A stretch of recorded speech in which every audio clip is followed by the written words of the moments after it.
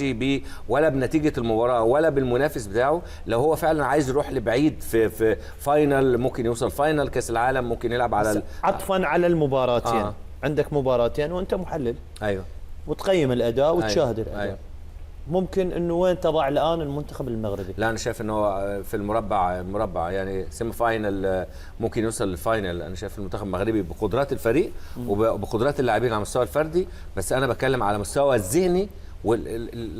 كابتن عمر، بعض الاوقات بعض الناس، وانا دايما بتحفظ على اللفظ ده، ان يقول لك ان الفارق ما بين اللاعب الاوروبي واللاعب العربي هو القوه البدنيه. مش القوه البدنيه، هي الصلابه الذهنيه. مش قوه بدنيه، لان القوه البدنيه ممكن تكتسب، ممكن تشتغل بقى قوه بدنيه وجري وتحمل وعناصر اللياقه البدنيه، انما الصلابه الذهنيه في الاداء هو اللي بتفرق كتير جدا. فلازم يكون في صلابه ذهنيه تتناسب مع قدرات المنتخب المغربي على المستوى الجماعي وعلى المستوى الفردي وعلى تحقيق الهدف. يعني انا ما بقولش يعني ولا اكيد الجهاز الفني ما بيقولش ان احنا ما بيحطش ضغوط على اللاعبين. يعني انا ما سمعتش محمد وهبي قال ان احنا هنروح لبعيد ابعد من 22.